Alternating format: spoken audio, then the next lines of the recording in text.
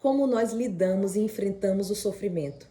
Esse e outros questionamentos vêm à nossa mente quando nós estamos passando por um momento de tribulação, por circunstâncias que nós perdemos o controle.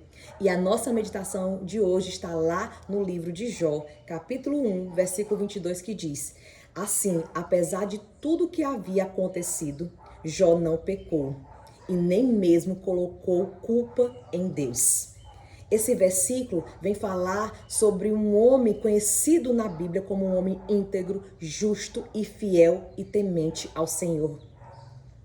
E que mesmo passando por as maiores dores e perdas, tanto material quanto da sua família, ele em momento algum questionou a vontade do Senhor.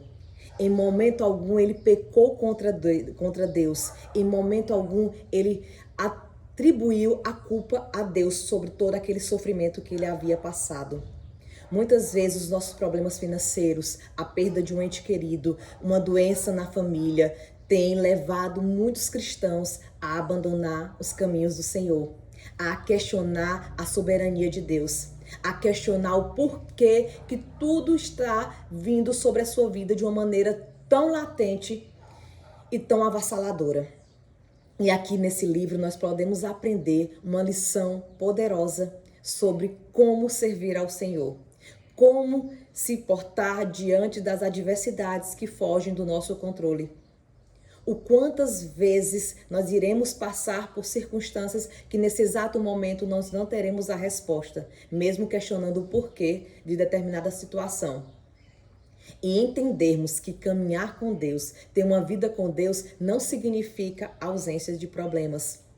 Em meio à caminhada, sim, nós poderemos passar por aflições, nós teremos aflições, mas a própria palavra do Senhor já nos garante que no mundo tereis aflições, mas tende bom ânimo, porque Jesus venceu o mundo. E essa é a lição que nós podemos tirar no dia de hoje, a compreendermos que os problemas não mensuram o tamanho do amor de Deus sobre a minha vida e sobre a sua vida.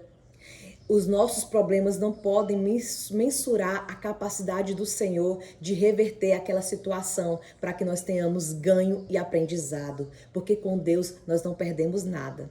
Com Deus nós sempre aprendemos e crescemos mediante as circunstâncias. E todos os problemas que podem vir sobre a nossa vida, muitas vezes não está atrelada ao pecado que eu cometi, muitas vezes não está atrelada à minha forma de viver. Muitas vezes é a permissão de Deus para que Ele molde o nosso caráter, para que nós entendamos que o maior objetivo das circunstâncias que vêm sobre a nossa vida é nos levar para o alvo, e o alvo é Cristo. É nos levar para entendermos que tem um propósito maior do que qualquer circunstância, é a eternidade, é viver ao lado do Pai, é entender que Deus sempre está conosco, é entender que a nossa dependência tem que vir dEle e tem que estar nele, porque nós somos seres que somos falhos, que temos inúmeros motivos, muitas vezes, de desistir da caminhada. Mas o que Deus convida hoje você, como cristão, como um homem temente ao Senhor, como uma mulher que vive os propósitos do Senhor, é você se derramar na presença do Senhor, é você colocar sua confiança nele, é você entender que as circunstâncias a qual você está enfrentando agora não é para a sua destruição, mas é para o seu crescimento. E você entender que nossa caminhada de fé com Cristo nem sempre nós teremos a resposta para tudo, mas que as nossas respostas estejam baseadas na palavra do Senhor, que a nossa confiança esteja posta em Deus, que o nosso temor e a nossa alegria em servi-lo seja o combustível para continuarmos perseverando na caminhada, mesmo que as circunstâncias nesse exato momento sejam desfavoráveis, mesmo que nesse exato momento possa ter vindo de uma vez problemas financeiros, perda de um ente querido, doença na família e problemas que você não consegue nem mensurar e nem descrever. Mas o que eu convido você hoje é mergulhar na palavra do Senhor, é viver debaixo dos preceitos do Senhor, é buscar no Senhor a direção para continuar a caminhada e jamais desistir, porque o nosso alvo é Cristo e a nossa busca deve ser constantemente viver na eternidade ao lado do Pai. Que esse seja o nosso foco e que nós continuemos olhando para o alto e não mensurando as circunstâncias. E que nós possamos dizer ao final da nossa carreira que nós combatemos o bom combate e guardamos a fé. E entendermos que grandes homens de Deus também passaram por tribulação. João Batista foi decapitado. Paulo sofreu torturas e prisões. Jesus foi crucificado. E mesmo assim, continuaram perseverando na presença do Senhor. Continuaram pregando o Evangelho. Eles não eram guiados pelo que os olhos viam, mas eram guiados pela fé em um Deus que é onipotente, onipresente e onisciente. E que maior que as adversidades que possam vir sobre a nossa vida é o Deus a qual nós servimos.